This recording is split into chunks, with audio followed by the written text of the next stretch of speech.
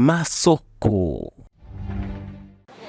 I'm from Uganda.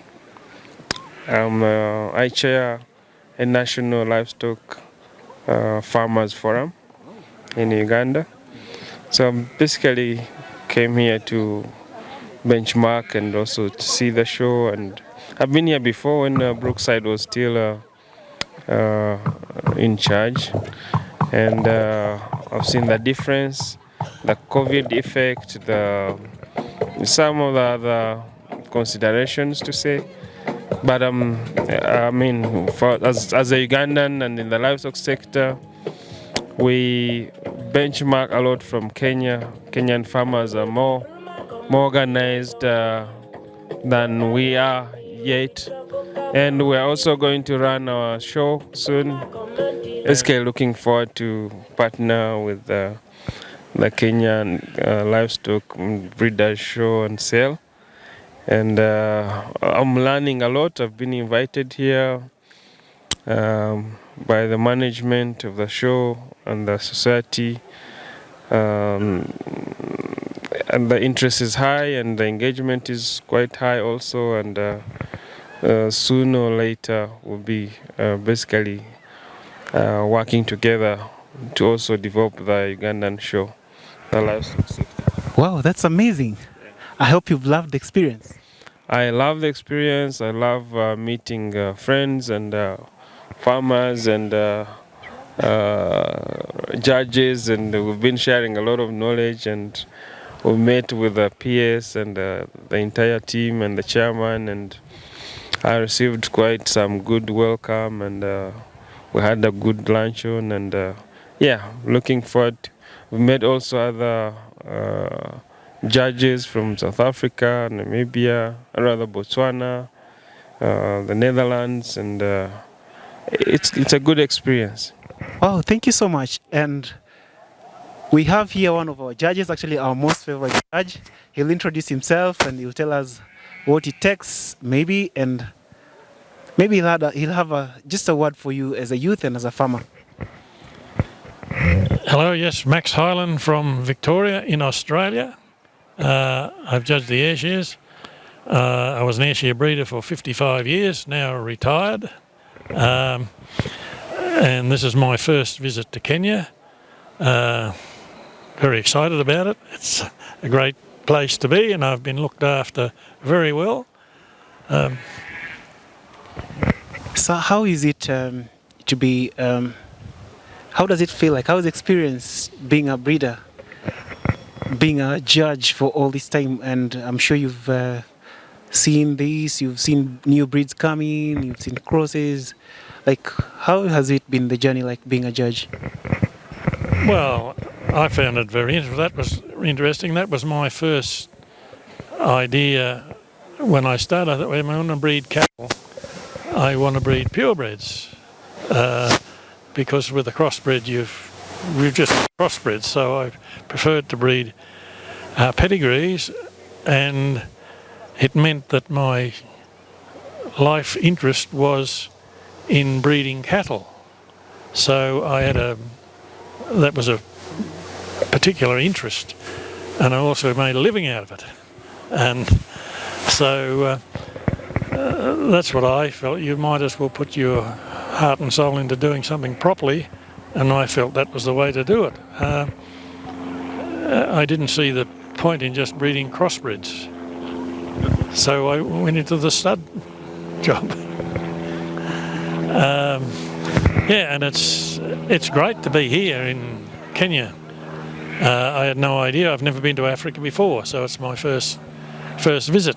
My impression of the cattle that I judged here, I would find some cattle there equal to what we have at home, but it was probably the preparation of those cattle for the show that puts them behind our cattle at home. I felt perhaps some of this was in the rearing of the cattle to start with. If they may have lacked a little bit of feed from the young age, so they didn't fully develop and early enough whether they should have. I feel you must push them from birth to their first calving. It's ideal to get them calving at 2 years old, and to do that you've got to feed them to be a reasonable weight at that time. And if you feed them a high protein diet to start with, and you're better to then get them up and calving early because you've got production coming back.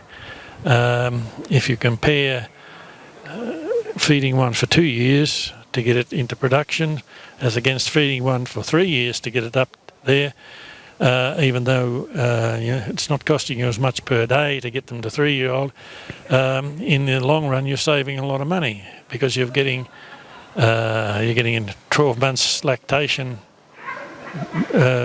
in front, and that goes a long way to paying for that extra cost in rearing that animal up to a better weight at 2-year-old. Wow. My last question, and I think maybe it also touches on us and our brothers, our neighbors, Ugandans. You see, mostly here in Kenya or mostly in Africa, when people are going to buy livestock, like we go for color, right? Like this cow is black and white and this is a good milker, or you just look for the body, people pick animals on the looks, based on the looks actually. Is that the case in Uganda as well? Now, well, my answer to that is, of course, a good cow is never a bad colour, and the colour is only skin deep. So you must forget about the colour, because with all the different breeds, and they're all different colours, the type of animal we're trying to breed, if you pulled the skin off them all, you shouldn't be able to tell the difference. So yes, breed them to milk, and that's where you get the rewards. Probably for Uganda is we've actually been talking to him with Max, and he also acknowledged that not until at a particular age, that's when you got to know what to breed for what. And basically, the breeding starts from the calf age. Having good semen, good sex semen, and whether it's an embryo transfer or real pedigree breeding may not give you exactly what you want if the feeding is not right or proper. So it's yes, you're breeding, get the right breed, but also the nutrition is key. How you want it to grow and where, or the direction, is very key. So, and that's how, and we lack some kind of knowledge. So as a youth, and you're trying to guide youth into farming and agriculture, and particularly when you're breeding, when you get a good breed, the offspring must be taken care of in the direction of what you want. Whether it's a beef animal, then you focus on beef, know what ratios and rates to give. If it's dairy, then know what kind of dairy you want, and then what direction. But in most cases in Kenya, maybe Kenya is a little bit a step ahead, but in Uganda you find a farmer is doing everything. Your beef breeder, your dairy breeder, your sheep breeder, your doper, your Kalahari, your chicken. I think time is coming when you're going to focus. Like he's done, he's bred the Aisha for 55 years. That's correct. Wow. And he's an expert in that. In Asia. In Asia, yeah. So he knows he knew what he wanted, when he wanted it, and where he was going right from the beginning. And then later on, he became an expert in that. If you brought another breed, let's say the beef cattle, yes, he's a farmer, he's a cattle farmer. He might get interested, but it's not his line. He knows the beef cattle, but may not entirely put all his life there. Yeah, and so with the youth, we need to teach them on focusing. If you want to get into or interested in dairy, go dairy. If it's beef, go beef. And then find your passion. What is your passion? Apart from just wanting to farm or wanting money in the pocket, what's the best thing that can actually passionately pay you? You love it, you enjoy doing it, and it is giving you a return. I thank you. Yeah, just one simple answer to it all is breed, feed and weed. In other words, you have got to breed them right, then you've got to feed them right, and if they're not exactly what you want, you weed them out. Thank you so nice. It was a great pleasure.